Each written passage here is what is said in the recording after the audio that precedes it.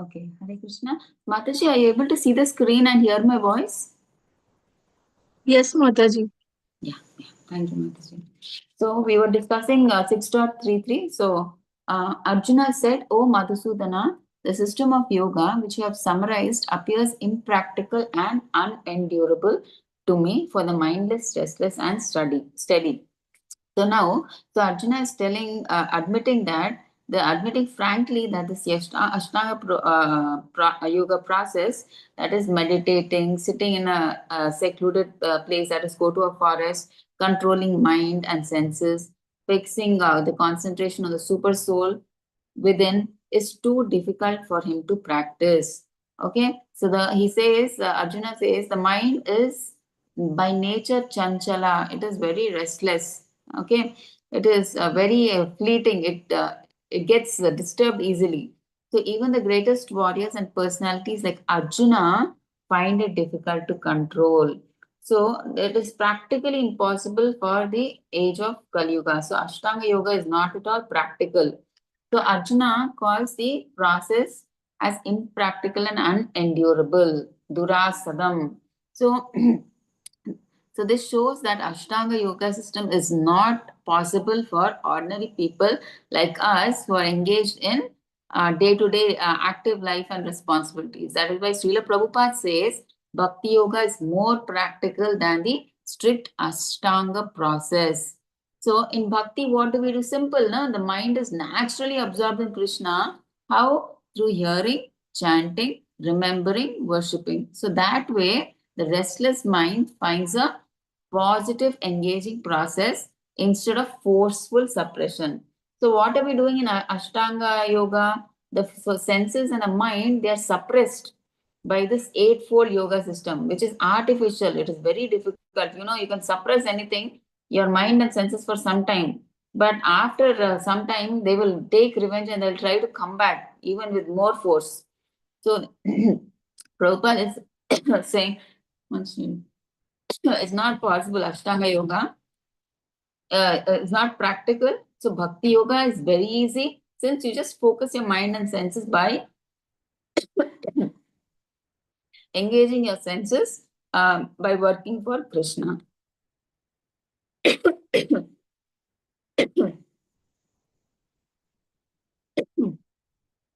Sorry.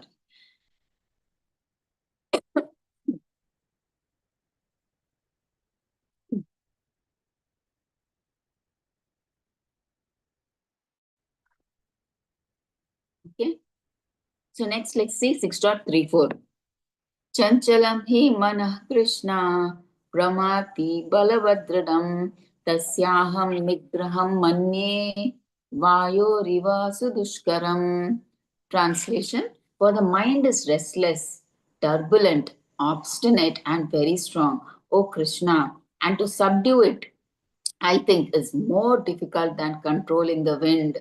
So now Arjuna describes four qualities of the mind. So what are they? Restless. So first he says chanchalam. So in mind, it keeps shifting from one object to another. So second, what is he saying? Turbulent, pramati. So it disturbs and agitates one's intelligence. Next, third, what is he saying? Obstinate. So balavad. So it refers to, it refuses to listen to good instructions. Okay, we tell it to do one thing, the mind does something else. Okay, so next, very strong, dridham. So it drags the living entity forcefully towards sense gratification. See, even though sometimes we don't want to, but we get carried away by that force. Okay, so the mind is very strong. It just pulls us towards sense gratification. So because of these qualities, Arjuna says mind control is difficult. It is as difficult as what Arjuna is saying as controlling the wind. Okay, so just imagine trying to stop the wind with your hands. Can you stop it? No, but Arjuna is saying maybe I can even try to stop the wind, maybe, but still I cannot control this mind. Okay, so it is impossible, he's saying. So even for a powerful warrior and a devotee like Arjuna, mechanical mind control through Ashtanga Yoga is impractical. Okay, so through the Arjuna is saying through the control the senses by this eightfold path system, Ashtanga Yoga system is very difficult. It's impractical, he's saying. So Srila Prabhupada says only by engaging the mind in Krishna consciousness can one actually take control of it.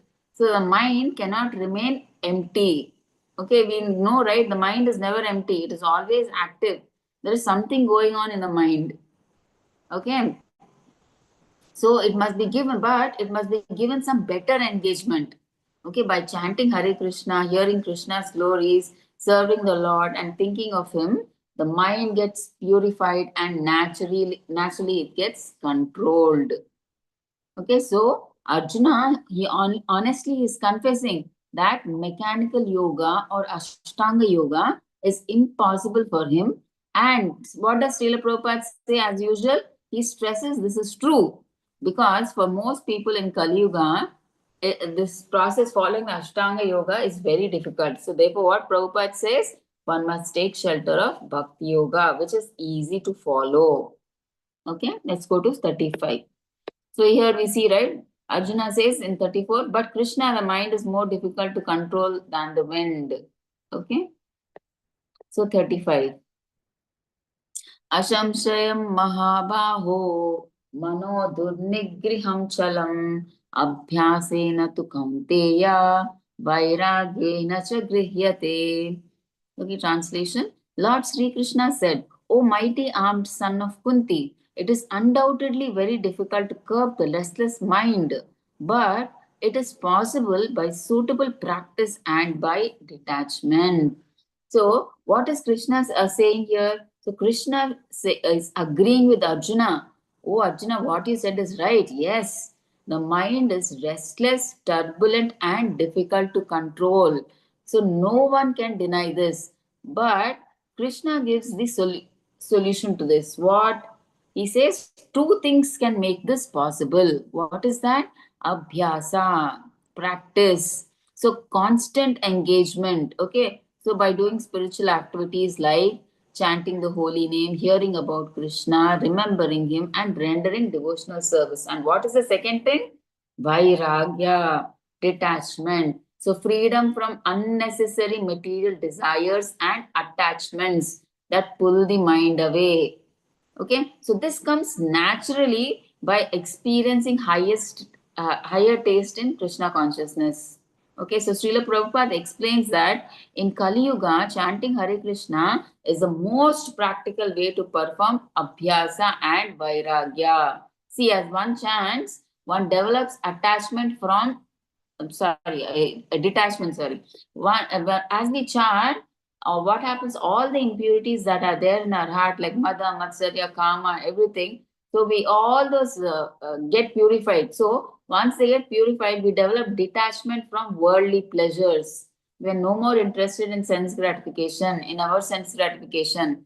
We are not interested in sense objects because spiritual bliss becomes more attractive. So we get more attractive to performing devotional service. So we are not interested in other things. Okay, so without a positive spiritual engagement, attempts to control the mind is like artificially you're stopping thoughts or meditating mechanically. So that will fail. Okay, so what Prabhupada is saying is you need to have a positive spiritual engagement. Otherwise, if you do this, if you try to artificially stop the thoughts or meditating mechanically, that won't work. Okay, it will fail. If you do all these artificial processes, you can sustain for some time, but not for long. But if you give it positive spiritual engagement, that is the correct process. Okay, so the mind must be given a higher engagement. So finally, Arjuna says Ashtanga Yoga seems impractical. Mind is uncontrollable like the wind.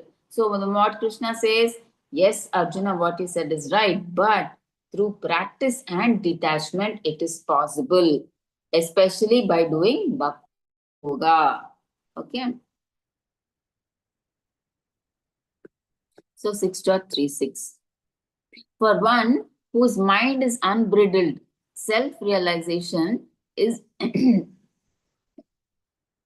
self-realization is difficult work. But he whose mind is controlled and who strives by appropriate means is assured of success. So Krishna says, for the uncontrolled mind, asamya asamyatatmana. Okay, so that is called uncontrolled mind. Okay, yoga is impossible. So if the mind is uncontrolled, earlier classes also we saw, right? To do yoga first, you should have a controlled mind. Okay, but if you have uncontrolled mind, yoga is impossible. So one cannot advance in spiritual if the mind is dragging him towards sense enjoyment. Okay, so we should, work for the satisfaction of Krishna, not for our satisfaction, our sense gratification. Okay, so then we cannot progress.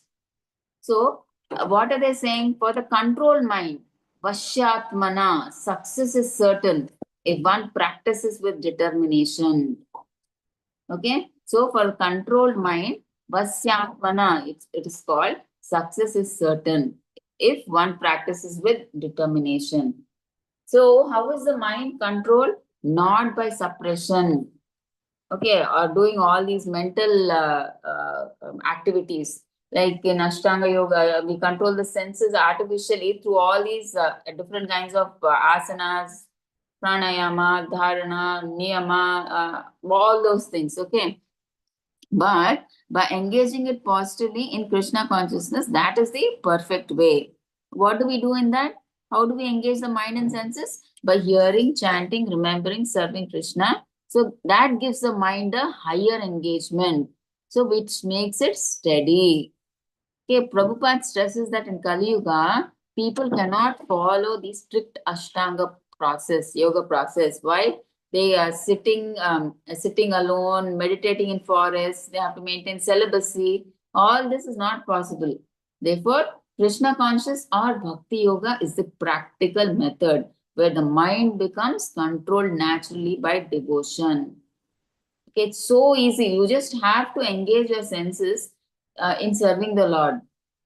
Not at all difficult, and it is very practical. Okay, so without controlling the mind, one may even though one may pose as a yogi, but real yoga will not manifest. You may be trying to act like a pretender, so but then the real yoga will not manifest. Okay, so the difference between success and failure in yoga lies in whether the mind is controlled or not. Okay, so you get success if it is controlled. If you are not able to control, that is failure. Okay, so mind control comes from Krishna saying practice and detachment, abhyasa and vairagya. Okay, but easiest way to achieve this is through bhakti yoga. So especially by chanting Hare Krishna. So what is Krishna's opinion? Iti me matihi. What is he saying? What is the final? Success is possible only for the controlled mind, not otherwise. That is what Krishna is saying for final. Krishna's opinion in final. Iti me matihi. Okay. So now here they are going to explain 37 to 45, the destination of an unsuccessful yogi. So yesterday we were discussing, right, what will happen. Like, see now, yogi, he gives up material desires and he starts practicing spirituality.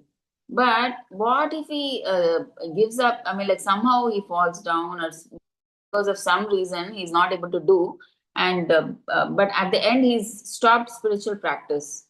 So now he has not attained perfection materially or spiritually. So he is neither there nor here. So Arjuna is asking, what will happen to such a person? I'm really worried, Krishna. Please tell me. Now he's not successful materially. Okay, because he has given up all his sense desires, nothing, everything. So he's not successful materially. Spiritually, also, he's nowhere. Spiritual practices have stopped. So what will happen to such a yogi who is neither materially progressed or spiritually progressed? So what will happen? So that is what is the question he asked. So let's see what Krishna answers to that. Unsuccessful transcendentalists obtain either heavenly enjoyment followed by an aristocratic birth if they are slightly advanced, or birth in a family of wise transcendentalists that bring them immediate further training if they are more advanced. So, what is Krishna telling here? See, if one there are some devotees who are neophytes, right? So they must have done little bit bhakti and then probably they fall down in bhakti. So then what will happen? They will in the next birth, what will happen? First they will have go to heaven where they will enjoy heavenly enjoyment. Okay. So once the heavenly enjoyment, that pious credit is over, they'll again have to come back to earthly place. So then how where will they take birth? They will take birth in an aristocratic birth, in a rich family. Okay. They will take birth in a rich family. So why in rich family? So it is, you can see that both of these the births are like Krishna's mercy actually. So if you are born in a rich family, you don't have to work hard. You don't have to do ugra karma.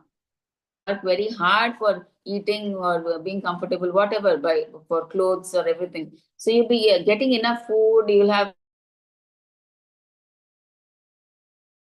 So the time you that is spent in hard work, generally you can use it for bhakti. Instead of you don't have to work hard, right? You are already in rich family, so you have sufficient money, sufficient comforts, everything you have. So you can use that time to progress in bhakti. So that is the opportunity that Krishna gives. Okay, and next, what's the second option? Krishna is saying, see, some yogis, like they have almost on the stage of bhava, not bhava, but they have done at least 80% of, they finished their bhakti. Then, because of some reason, they fall down. Some reason, I mean, like whatever be the reason, they accidentally die when they're something, whatever be it, but they finish almost 80-90% of their bhakti. And then such yogis, how do they come in the next birth? They are directly born in a family of devotees. Okay, so that, and if you're born in a devotee family, directly you'll start your training, right? There is no need to wait for some time. Your parents are devotees, so automatically you start your process of bhakti. Okay, so now let's see. What happens to the unsuccessful transcendentalist? So although he begins the process of self-realization with faith, he later desists due to worldly mindedness and thus does not attain perfection in mysticism. This is shloka number 37. 1 second, please.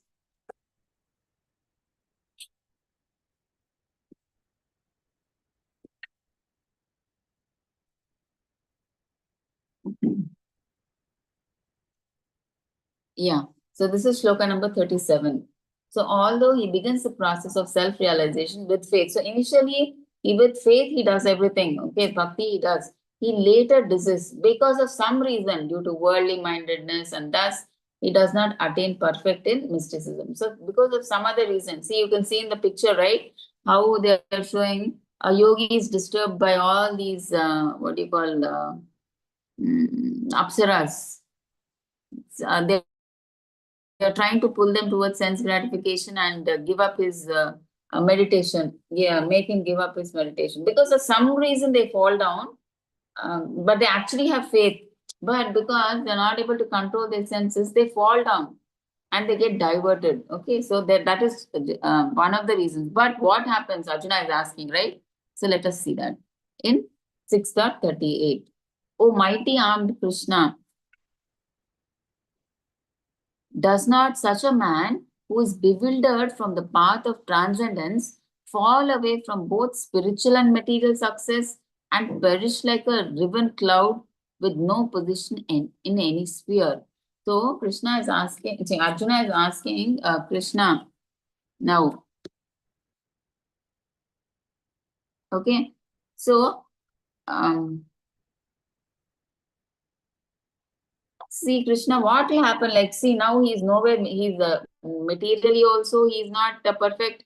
Spiritually also is not perfect. Because of some reason he falls down.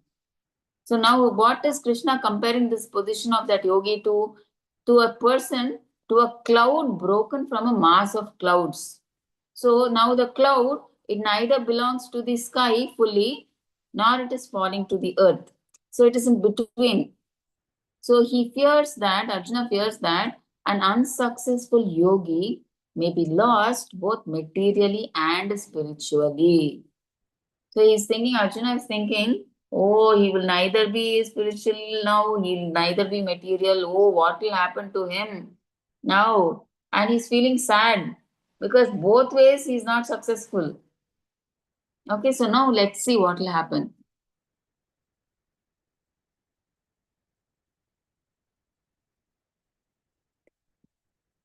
Okay, 39.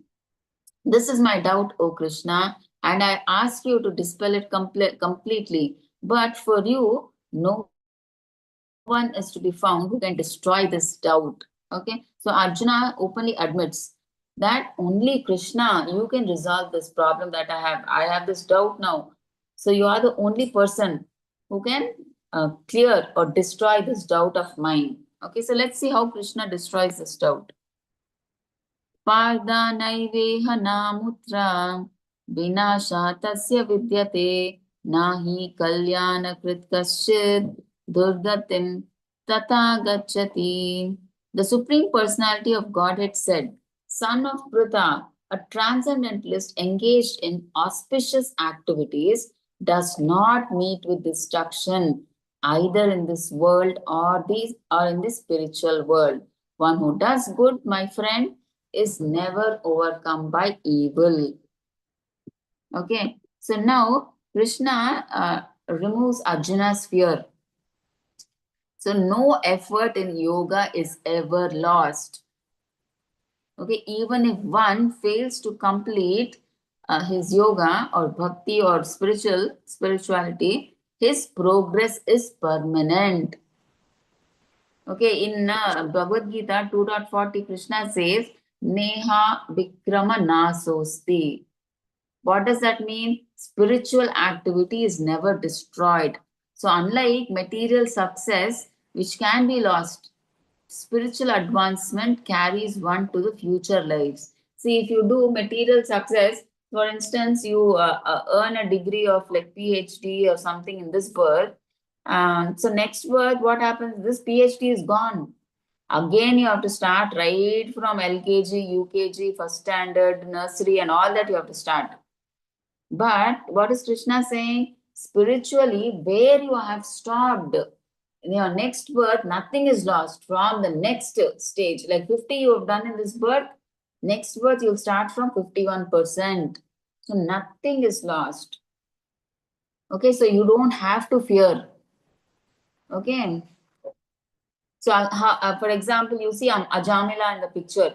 So, what happened to Ajamila? Earlier, till 25 years, he was practicing nicely bhakti, devotional service, everything. So, around 25 or 26, he happens to meet up, see a prostitute and Shudra embracing, and then his mind gets diverted. He falls down from bhakti and he gets attached to this prostitute. He marries her and he has 10 children.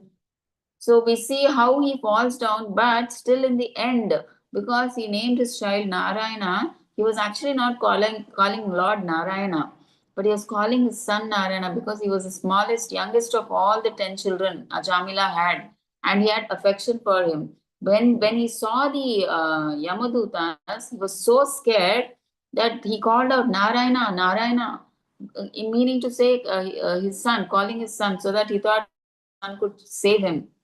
But then when he called Narayana, that time the Vishnu Dutas came. So the Yamadutas were surprised. See, why did you people come? They say, this man is such a sinner, people don't deserve to come. Okay, but this Vishnu Dutas says he called Narayana, Narayana, that's why we've come to take him. But the Yamaduta said he is not calling Lord Narayana, he is calling his son Narayana. Then the Vishnu Dutta say, whatever be the reason, even then he called Narayana. That effect is still there. See? he was relieved. So the Vishnudutas say, now you don't have any work, you please go back. And if you have any doubts, you ask your leader Yamaraj, he will clarify. So reluctantly, these Yamadutas, they leave and they go away. And now the Vishnudutas, they give Achamila a chance because he's not purified yet, right? He unknowingly he called Narayana, right? His son. So Vishnudutas, they give him more chance to perfect his life. So we could see how just unknowingly he was calling his son Narayana, not the Lord Narayana. For just doing that and falling, he fell from a sinful life, right? He was actually doing devotional service. That little bit of devotional service, that is what saved him. That is what made him name his last son Narayana and made him call Narayana at the end. Okay. So we saw, right, even though unknowingly he was calling Narayana, it had so much effect. Okay, so what if we call the Lord with on purpose? How much more the Lord will do for us? Okay. So Krishna says nothing is lost. In bhakti, spirituality, nothing is lost. It is an eternal credit. Okay. So now the unsuccessful yogi from 6.40 to 6:45. So what happens? Now Krishna tells the destination of such a yogi. What happens to him? Pious birth into good family, revives the divine consciousness in early stage, old life, youth. Naturally attracted to the yogic principles. So he is born in a pious family of devotees or Brahmin family, where in young age itself he'll be able to practice devotion. So he'll be naturally attracted to the yogic principles. Okay. So now, like for example, you see Jadabharata, he was actually king of he was King Bharat Maharaj, right? So he renounced everything, his kingdom, wife, children, and he goes into the forest, and there he gets attracted to a deer, and then finally he dies with the attraction. I mean, with the consciousness of remembering that deer. So next he takes the birth of a deer, and there he does not associate with the other deers. He's always with the sages and. He used to eat the dry grass, and he just used to listen to the mantras of what the yogi brahmanas were doing, what speeches they were giving. He was eating the remnants of what the brahmanas left. And then in his final birth, he was born as Jadabharata. Okay, Jadabharata, he was when he was pulling the card of King Rahuguna, then because he tells the king, when the king asks him why you're not card, then Jadabharata says, now you are king. So next what? You don't know what you are. You can be anything. Now you are thinking you are king, this, that, and he will be telling all this philosophy. So then Rahuguna understands this person is this very great person, self-realized soul. And he gets down and he begs pardon. Okay, so we could see, right, how finally, by the mercy of the Lord, he got finally, I mean, like he goes back to Godhead, Jadavartha. Okay, because he's a self-realized soul. So whatever be the reason, finally, it's like we go back to Godhead. Okay, we are given a chance, like for Jadavartha, like he got attracted to this deer, right? So in his next Janma, he came to know that, okay, no sense gratification. And then in the next birth, as Jadabharata also, though he had so much knowledge, he behaved like a mad person. Okay, and he was always happy within himself by practicing Krishna consciousness. And finally, he went back to Godhead. Okay. So Jadabharata got birth in a Brahmin family. So that is what is being said here. So we are always given a chance to come up in bhakti.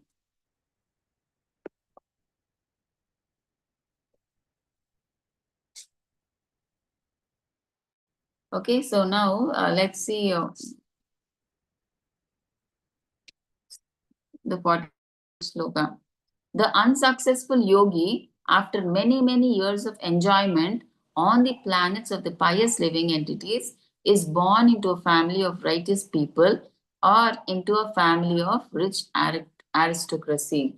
So now what Krishna is saying, the unsuccessful yogi, he falls down after many, many years of enjoyment on the heavenly planets. So first he goes to the heavenly planets. There he enjoys for many years, and then when his pious credit is over, he comes back to this earthly planet.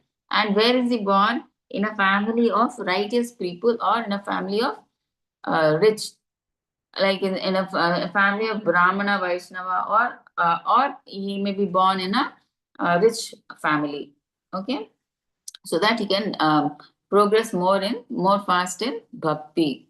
In a rich family, because he does not have to work hard, so he can utilize that time for progressing in bhakti. So, but if you're born in a Brahmin or a Vaishnava family, devotee family, already those they are following the rules of bhakti. So it is even more easy for you to practice bhakti.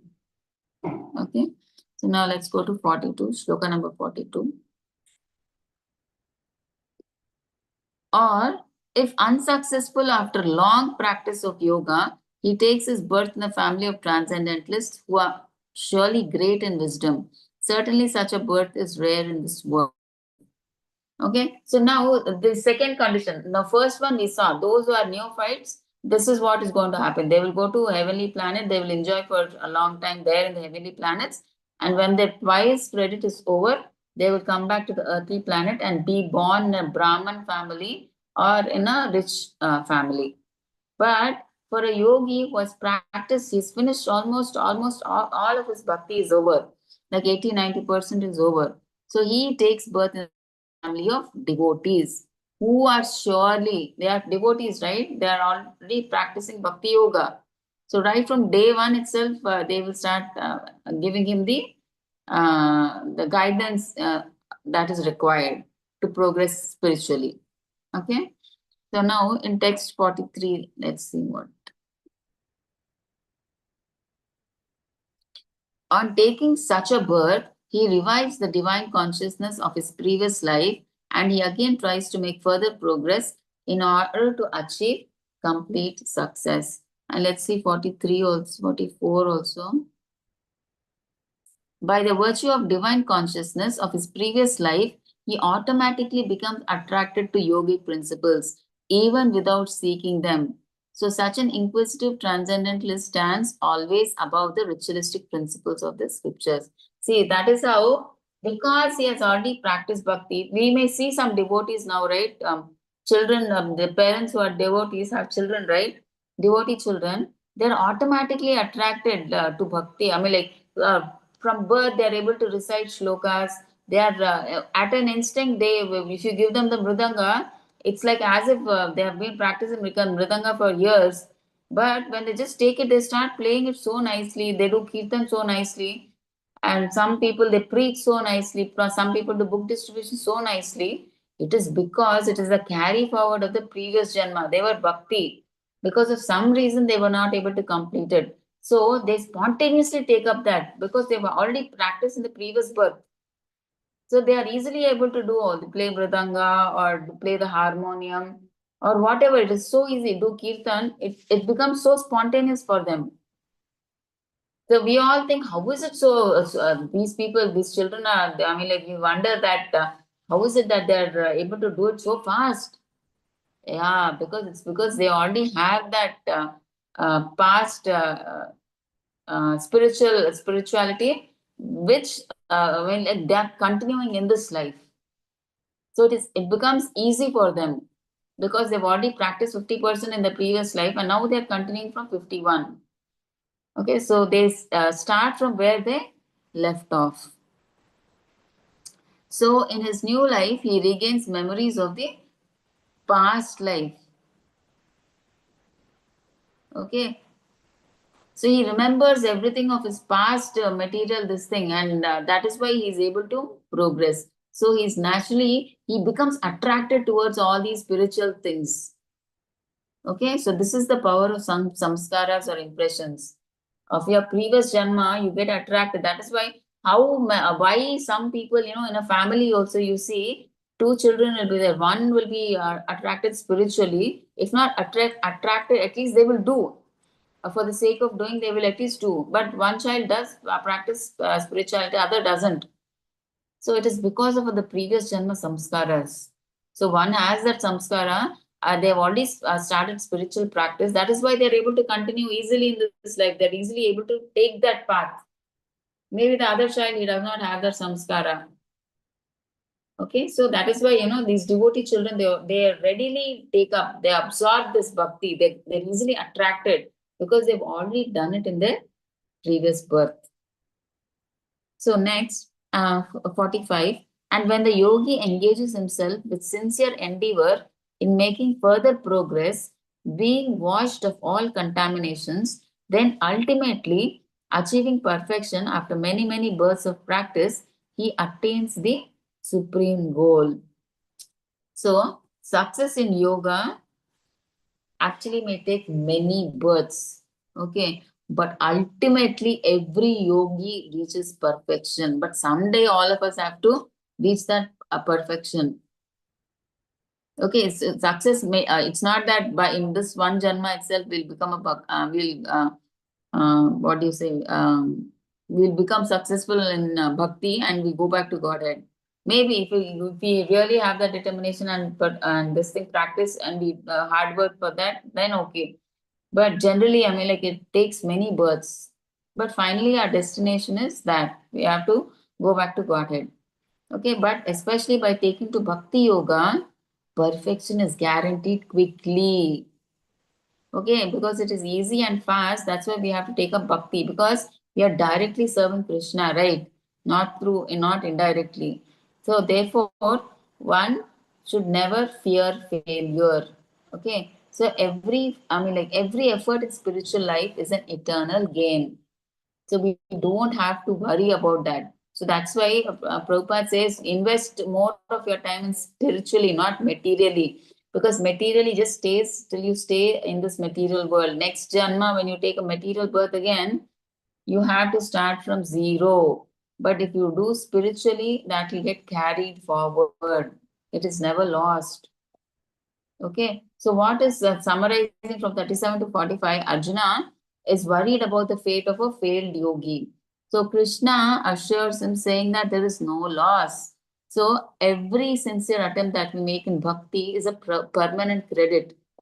Okay, such a yogi takes birth in families of either if he is a beginner in bhakti, he is born in a Brahmana family or a rich family. Okay, first he goes to heavenly planets, there he enjoys, and then he comes to the earthly planet in a rich family or a Brahman family, and he tries to continue his devotional service. Or if he is like advanced yogi, then finished 80-90%, then he takes birth in a devotee family and he continues his devotional service from where he left off. Okay, so success is guaranteed. That is what Krishna is telling. He goes back to Godhead. Okay, through bhakti. So that's why Krishna says there is no concept of failure. It's just that there is a temporary interruption. That's all. Okay, but finally all will progress. There is no failure. Okay. So now 46 and 47, uh, uh, Krishna is telling about who is the topmost yogi. Okay, yogis are greater than empiricists, putative workers, and ascetics. So we'll see who are they. Of all yogis, those who, with full faith, always think of Krishna, render transcendental loving service to him are the highest of all. So the best yogi is one who practices bhakti yoga, Krishna consciousness. He always thinks of Krishna and he renders devotional service, loving service to the Lord. So that is the highest of all. That is the highest yogi, Krishna is saying. Okay, 6.46. A yogi is greater than the ascetic, greater than the empiricist, and greater than the frutative worker. Therefore, O Arjuna, in all circumstances be a yogi. So now, Krishna is comparing to three persons, like who are better. Like what? A bhakta yoga. devotee is much better than a tapasvi. Is better than all these three people. Okay, who are they? Tapasvi, like an ascetic, like who ascetic performer. Okay, like a sannyas. Okay, and then he's better than a gnani. Gnani is what who he goes to the forest in a secluded place like forest or Himalayas. Okay, and there he reads books, Vedas, and everything. So, who are these people? Philosophers, mental speculators. So, they read this jnana and they speculate. Oh, is this like this? Not like that. This is like that. They speculate. Okay, so Krishna is saying a bhakta is greater than a tapasvi, a gnani, and finally a karmi. A karmi is one who performs karma kanda, like he works for the fruits of his results. So, what is Krishna saying? Out of bhakta is better than is the best of all these three. Is okay. So a yogi is higher than all these three. So the yogi has a direct connection with the Supreme, while others are limited because in Jnana Yoga he focuses on the impersonal Brahman, and in Ashtanga Yoga they focus on the Super Soul. So all these are partial realization only. So the complete realization is Bhagavan, Krishna, the Supreme Personality of Godhead. Okay, so Krishna tells Arjuna, therefore be a yogi, meaning don't settle for karma or jnana or tapasya or ashtanga yoga. Ashtanga. So just strive for yoga. Yoga is what? Connection with the Supreme. Okay, linking with the Supreme. So just go for that. Don't go for karma kanda, jnana or ashtanga yoga. Okay, so just go for bhakti yoga. Okay. So 47. Yoginam api sarvesham madgatni nantarar atmana shraddhavan bhajate yomam same yukta tamo mataha. And of all yogis, the one with great faith, who always abides in me, thinks of me within himself, and renders transcendental loving service to me, he is the most intimately united with me in yoga and is the highest of all. That is my opinion. So now, here Krishna, he is crowning Bhakti Yoga as supreme.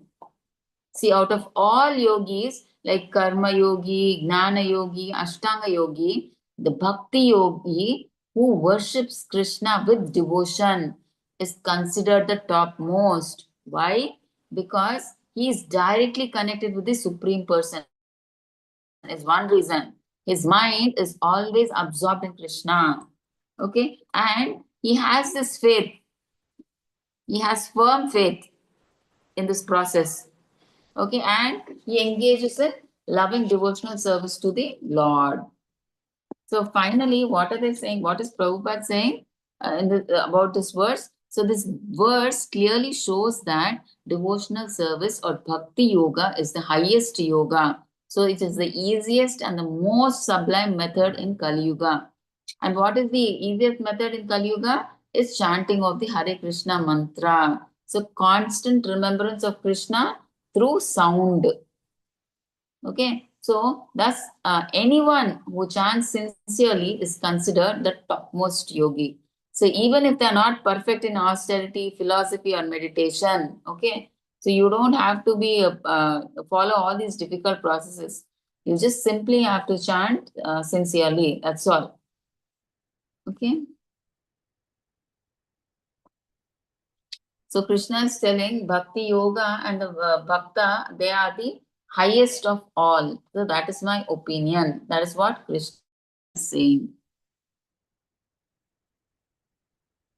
Okay, so we can see examples, the gopis of Vrindavan. See, they were not ascetics, I mean, like sannyasis, or they were not jnanis, or they were not, they did not do Ashtanga Yoga or something. So, but their hearts were always fully absorbed in Krishna with pure love. Okay, that is Bhakti Yoga. Okay, they don't, they don't try to gain knowledge. They not like that, nothing. I mean, they speculate or they meditate, nothing.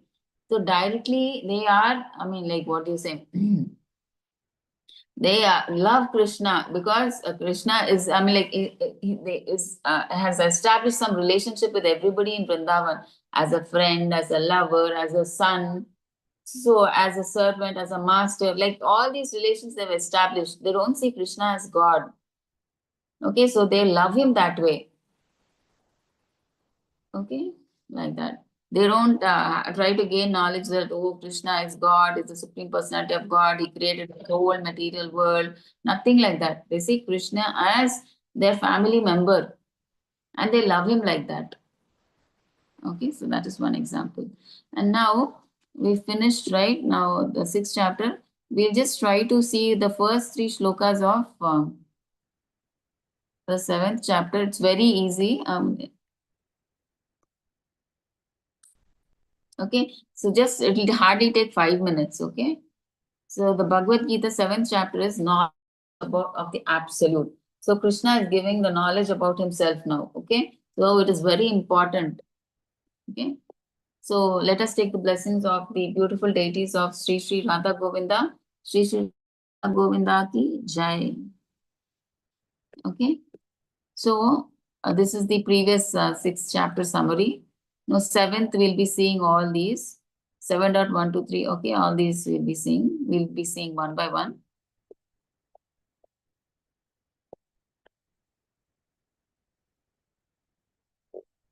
So this is the synopsis of chapter 7. So actually in 6.47 last shloka, we saw that finally what is the best? A bhakti yoga and bhakti yogi is the highest topmost. So a yogi who always thinks of him in devotion and concentrate on him in full faith. So that is what we saw in the last shloka. Okay, so chapter 6 we saw. Now chapter 7 connects to knowledge of the absolute. So how does it begin? In green, we can see with the arrow towards the left, it begins with stress. What stress? Process of hearing. Krishna says in the first shloka itself, he gives the importance of hearing. So the way of acquiring knowledge by descending process as the only process. How is he telling? He's saying that the knowledge should come in parampara. So like it should come like how it came from Krishna to Brahma, Brahma to Narada, Narada to Vyasa, like that. In that parampara, it should come. Okay, you should not change anything or add anything. It should come as it is, like how Krishna gave to Brahma. Similarly, Brahma gave it to Narada, like that. Like the guru gives it to his disciple, and that disciple becomes guru again. He gives it to his disciple as it is. So it should come in that parampara. That is what is being said. And furthermore, so first shloka is about knowing Krishna by the process of hearing about him. And what are the other topics that are discussed in this chapter? Knowing Krishna as the source of matter and spirit. So he is the one, he has many potencies and energies, right? So we should know that Krishna is the source of matter and spirit. So he is the one who is the master of both the material and spiritual worlds. Krishna controls the modes of nature, but he's directly not involved, but he controls the modes of nature. He is nirguna, but he's not affected by the modes. The impious never surrender and the pious do. Okay. And the next topic is surrendering to demigods and impersonalism. And the last topic is bewilderment of living entities and freedom by knowing Krishna. So now let's see the first thing where Krishna says the process is by hearing about him. See, knowing Krishna in full by hearing about him. So in 1 to 3 shlokas, Krishna requests Arjuna to hear of both his material and spiritual energies. Okay, so he's the boss of both the energies. He's the one who created both these. I mean, like all the material energy and spiritual energies belong to him. And he declares that the transcendentalist who succeeds in truly knowing him is most rare.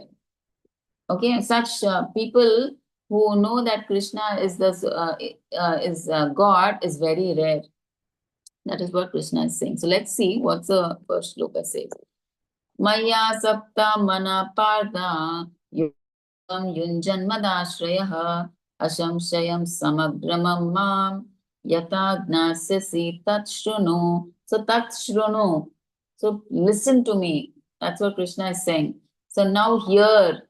O son of Pritha, Arjuna, how by practicing yoga in full consciousness of me, with mind attached to me. So keep the mind attached to me. Always the mind should be on me. Then what will happen?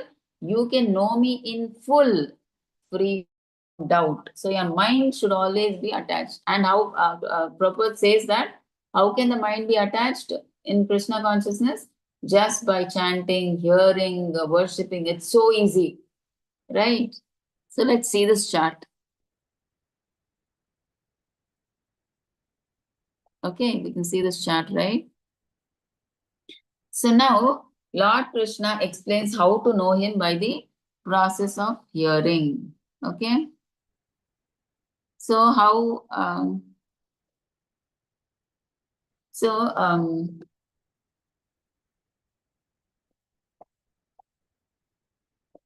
okay, so now we are learning about the absolute truth, right? So the absolute truth can be realized in three ways. So we know that the three stages. What is the first stage? Impersonal Brahman. And second is localized Paramatma. And third is the personality Bhagavan. Okay, so that is what is being said here. And now when you come to the living entity, the spirit soul, by different yoga process, he can become what is like he can be conscious of God. How conscious of the absolute truth? How different yoga processes: Jnana yoga, Ashtanga yoga, and Bhakti yoga. So, but they say Prabhupada says in the purport that Ashtanga yoga and Jnana yoga, they are only partial realization, not complete realization. So complete realization comes from Bhakti yoga. When you know the God is Bhagavan, He is personal. Okay. So by following these different yoga processes, he is capable of elevating to self-realization. So either one of these he can follow, but Gnana Yoga and Ashtanga Yoga are partial realizations. Okay. And now, what is Krishna saying in 7.1? He's saying, see in the bottom square, he's saying concentrating, focusing mind on Krishna. How do we do that? In Yoga, see the upward arrow, okay? Engage in 9 process of devotional service, which begins with hearing from Lord Krishna or his devotees. Okay, so what is the thing we have to do to focus the mind? We have to engage our mind and senses in 9 processes of devotional service. So that 9 processes we'll see in the next slide, okay? So, and next, what happens when you hear, by constant hearing, what happens? The Lord purifies the heart because it's transcendental knowledge that you're hearing about anything that you hear about the Lord is transcendental. So, it purifies our heart. Okay. And then the devotee develops transcendental knowledge. So, only when your heart is purified can you understand that transcendental knowledge. Okay, so after doing this devotional service, what happens? Any or one of these 9 processes, you do devotional service, and then by constant hearing, then it purifies. When you do seva or all these things, chanting and all these, your heart gets purified, and then whatever dormant knowledge, transcendental knowledge that was dormant, it awakens. So he is able to understand that transcendental knowledge. Because of that knowledge, he becomes fixed in devotional service and he becomes freed from the modes of passion and ignorance and lust and greed. So all his anarthas get destroyed and impurities are wiped, situated in pure goodness. So he is now in Shuddha Sattva. He's in pure goodness. So becomes enlivened in devotional service. So and then he understands the science of Krishna perfectly. So he gets to know that complete knowledge of absolute truth. Okay, so he gets to know that is what we are learning right now. This chapter is knowledge of absolute truth. So we know what is there. How I mean, like this is the path how we can understand the complete knowledge of absolute truth. This is the path we follow to understand. Okay. And in the next slide, we are seeing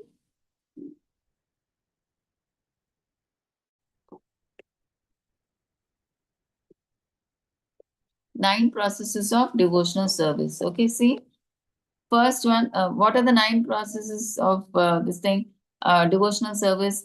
Shravanam, Kirtanam, Vishnu, Smaranam, Padasevanam, Archanam, Vandanam, Dasyam, Sakhyam, Atma Nivedanam. So Shravanam means what? Hearing. So who is the a person perfect in hearing? Maharaj Parikshit. So he was hearing. How was his hearing? He did for 7 days. He had no food, no drinking of water, no sleep. So, and in fact, he was like telling Sukadev Goswami, please don't worry, don't think I'm tired.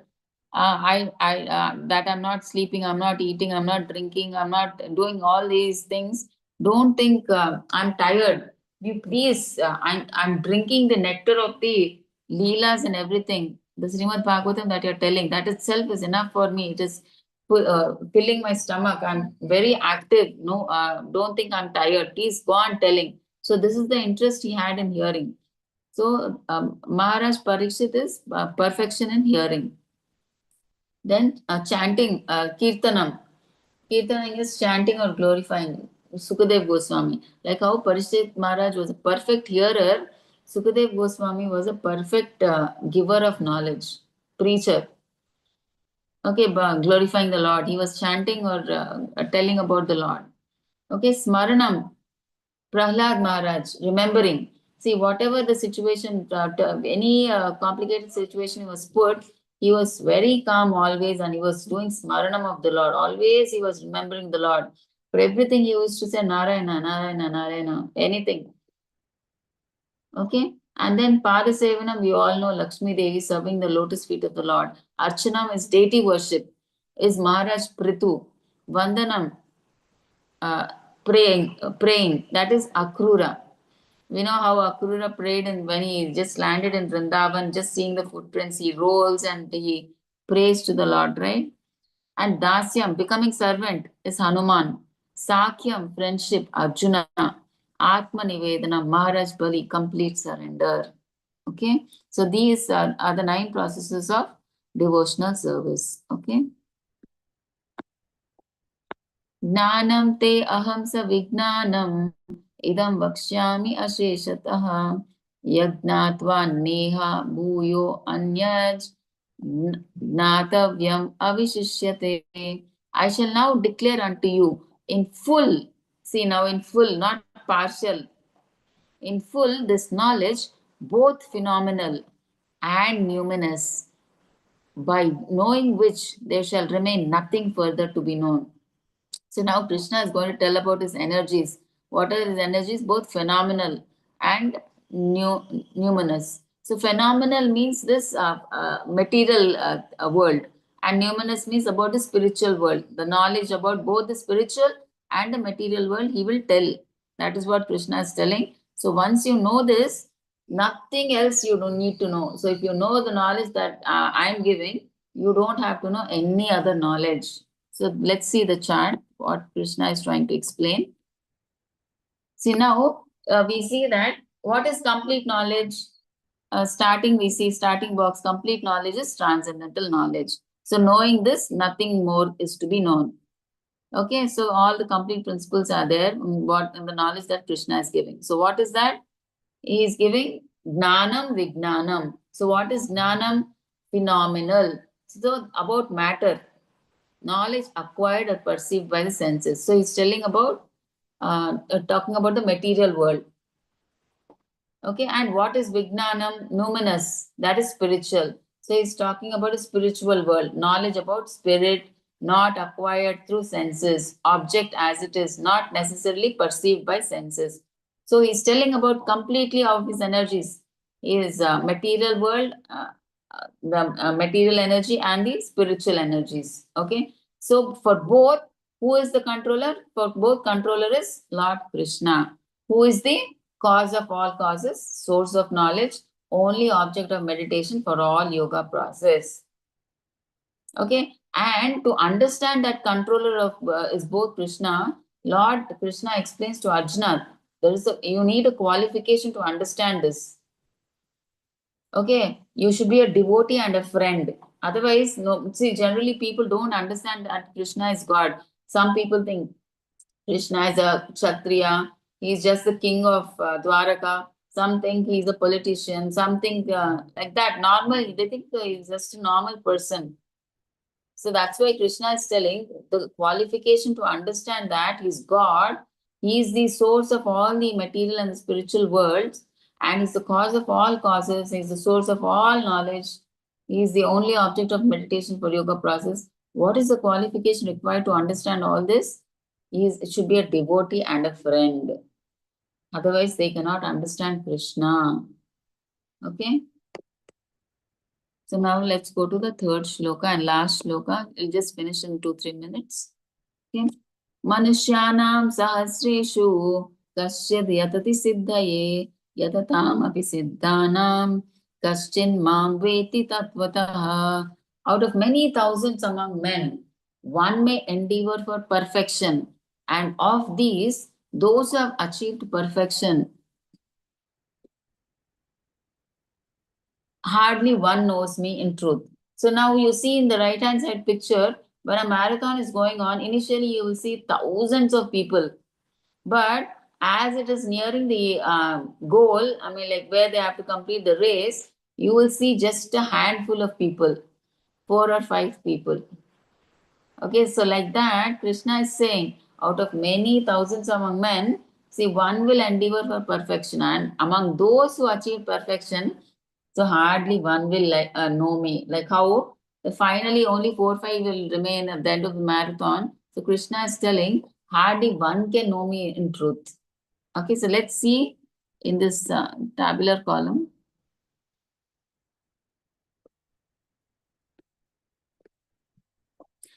So, what is Krishna telling? Rarely man achieves perfection, and out of perfected souls, rarely some understand Krishna. So, it's very difficult. Not everybody cannot understand Krishna. Okay, even after those who have perfected, even among the perfected souls also, rarely some understand Krishna. So imagine even out of the perfected souls, rarely some understand Krishna. So how difficult it is to understand Krishna. Okay, so different grades of man are there. Okay, and so generally, very general people are what interested in yellow box. You please see, interested in animal propensities. General, how is a man? Generally he behaves like an animal. How 99% behave like this. They're interested in animal propensity, eating, sleeping, mating, defending. Few 1% are like they who are interested in transcendental knowledge. They want to know about the soul, super soul, body, absolute truth. Okay, so now Krishna is saying the people who understand transcendental knowledge, like they are very interested. Actually, chapter 1 to 6 it deals about transcendental knowledge. So these people, very few people are there, right, who are interested in transcendental knowledge. They understand self, super soul, and process of realization. They know about the difference between soul and matter. They know about Gnana Yoga, Brahman. So like each can go for different realization. Okay, some can go for Brahman realization, some can go for Paramatma realization, like that. It depends like what their interest is. Okay, and here they're telling how Krishna can be known. He is the absolute truth. He is the cause of all causes. Okay, and all 6 opulences in full can be known only by process of Krishna consciousness engaged in devotional service. Okay, and next, last, what do these impersonalists say? I mean, like these Mayavadis or impersonalists, what do they say? The process of bhakti is not easy to practice. As no, what the impersonalists they say that bhakti is very easy to follow, but actually, the bhakti is not easy to practice, as all of us know. Okay, it's very difficult to control our senses. Like on Ekadasi, we feel like eating grains. It's like a, what do you say, tapasya for us. It may look easy. What is the Ekadasi we are doing? But how we control our senses, we strain everything. It's like it sounds, it looks easy, but they say that the process of bhakti is not easy to practice. But the impersonalists, they say it is easy to follow. But Prabhupada asks, if bhakti is easy, then why don't they follow bhakti? Why do they follow the difficult process of Ashtanga yoga or all these Gnana yoga? Why do they follow all this difficult process? Why don't they do it? Do bhakti yoga if it's easy? They don't do it because it's difficult. They cannot do it. That's why they don't do it. They take up to Gnana yoga and Ashtanga yoga. That is what. So now we can know Krishna only by the process of Krishna consciousness. So what is the process of devotional service? See, whatever is prescribed in the Vedic literatures, Puranas, Narada Pancharatra, for that we have to do our devotional service. See, we should not whimsically, what comes to our mind, we should not do. Okay, Bhakti Yoga is like it is a process actually. See, now you may do fasting, but you should not say that. See, there'll be some rules in the Pancharatra how you have to do your Ekadasi fasting. Okay, some people, to show off, what is this? Do you know, during Kartik month, I believe, there are some rules like how you have to follow this Kartik Vrata. But some people, whimsically they say, oh, I'm just on juice fast the whole of the month. Okay, some people say I'm just on Ekadasi the whole of Kartik month. So all these are just creations. You don't have to do all this. So you have to follow what is there in the Vedic literatures, what is mentioned. So that is the process of devotional service. Otherwise, if you don't follow what is there in the Vedic literatures, it is simply disturbance to society. Okay, that is what Krishna is saying. You have to practice devotional service per the Vedic literatures, not whimsically what you want you should do. Okay, otherwise it is simply a disturbance to society. Okay, so this is 7.3. So next it starts that describes the source, describes Krishna as the source of both the material and the spiritual energies, which we will discuss tomorrow. Okay. Mataji, do you have any doubts, Mataji? No, Mataji. Oh, perfect, perfect. So I'll